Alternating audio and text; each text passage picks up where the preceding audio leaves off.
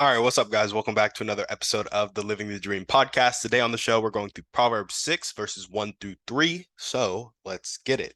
My son, if you have put up security for your neighbor, have given your pledge for a stranger, if you are snared in the words of your mouth, caught in the words of your mouth, then do this, my son, and save yourself.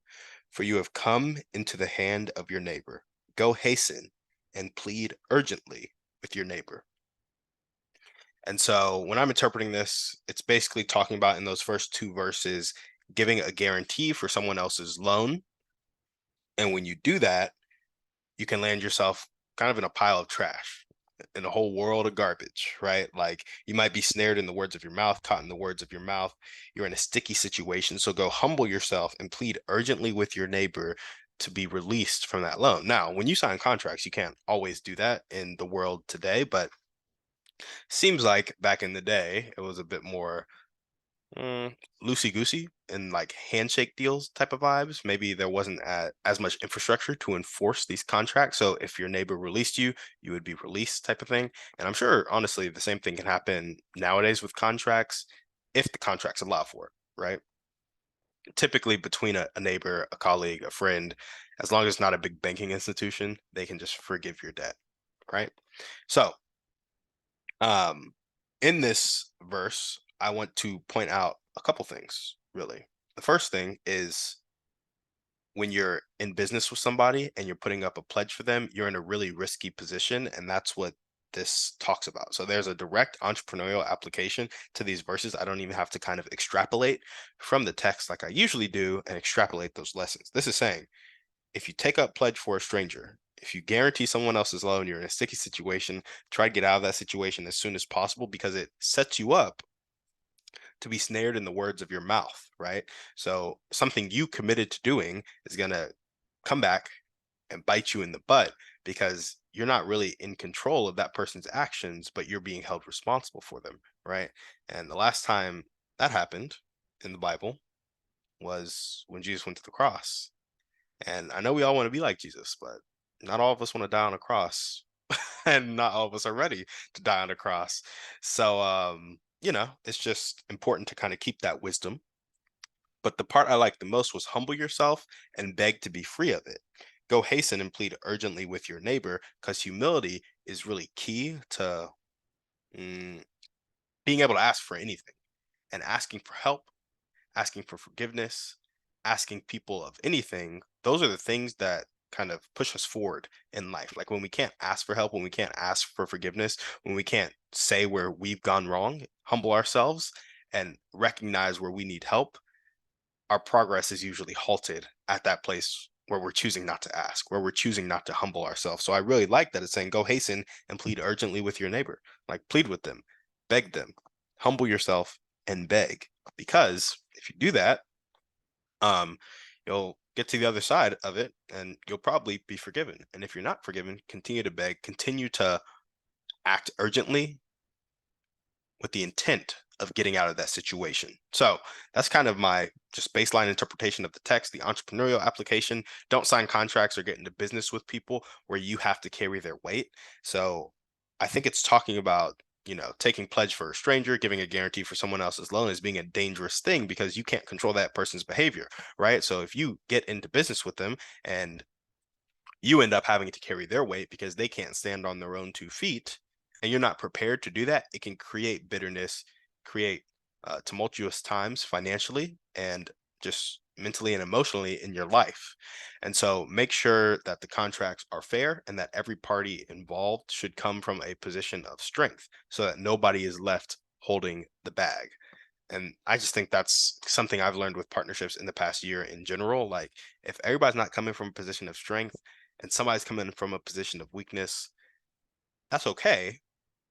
But you got to know that you're going to have to carry that person a little bit. Like a lot of these coaching partnerships that are in the entrepreneurial space today, the people who are being coached are coming more from a position of weakness. They lack the knowledge, they have the funds to pay the person for their services, right? So that's a bit of a position of strength. But that whole relationship is the coach prying out knowledge and holding the person who is being coached accountable to growing in that skill and then applying it to their business, right?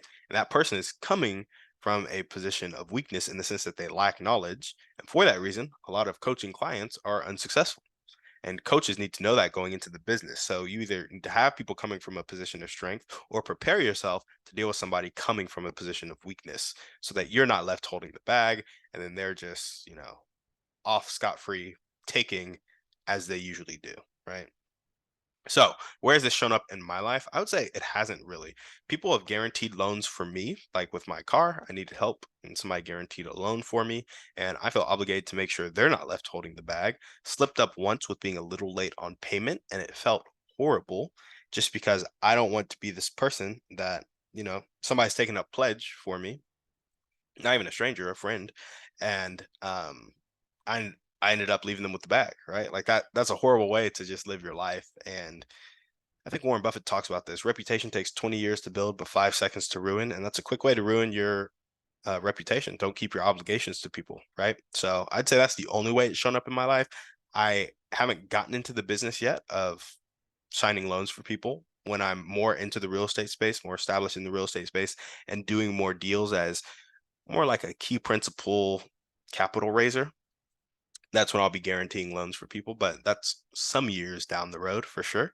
And where do I want this to show up in my life? Well, in real estate, I would love to guarantee loans from people, but make sure that people are coming from a position of strength and also that they're not strangers or neighbors, but that they're business partners. Like I'm not just doing this for any old Joe off the street. Like we're both going to come from a position of strength in this, and we're going to I guarantee the loan, but they operate the deal and they have experience operating deals, and it's more of a value add to me that they operate the deal than it's a value add to them that I guarantee the loan, if that makes sense. So that's where I want to show up in my life, but I also want to help people get to that place of strength so that holding loans for people isn't catastrophic for them. And they're also filtering. They're not just doing it for neighbors. They're not just doing it for strangers, but they're doing it with people who are also coming from a position of strength. But for the people who aren't and still need help, they turn around and help those people get to strength. And you can help people grow without guaranteeing loans for them. There are other ways that you can intertwine your life with them, intertwine business dealings with them, such that you're not on the same loan as them, but you're still helping them grow. And so I think that's the idea there. I want to help people get to that place of strength so that they can hold loans for other people, but also turn around and help other people get to a place of strength so that everybody's growing. Nobody is like having less than they need, and everybody knows how to be resourceful based on the relationships and the resources that they have. So how can you guys apply this to your life? I would say, hey, don't guarantee loans for people unless you're coming from a position of strength, and they are as well. Then I would say, I feel like at the crux of this, it is let people stand on their own 2 feet while assisting them to do so. And so when you step in to guarantee a loan for somebody, it's because they couldn't guarantee that loan themselves.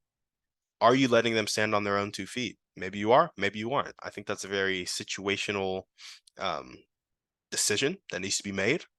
But ultimately, don't try to stand people up for them. Don't try to stand people up before they're ready to stand up. Create the environment, cultivate the environment that will help them stand on their own 2 feet.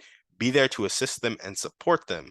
But the second you start trying to pick people up yourself, as opposed to creating an environment that incentivizes them to stand up, you're going to start to getting into some sticky situations, and you're going to have to be begging, pleading to get out of those situations, just like we see in this text. So that's what we got for you guys today. Thank you so much for listening to the show. We will see you on the next one. And on that note, we're out.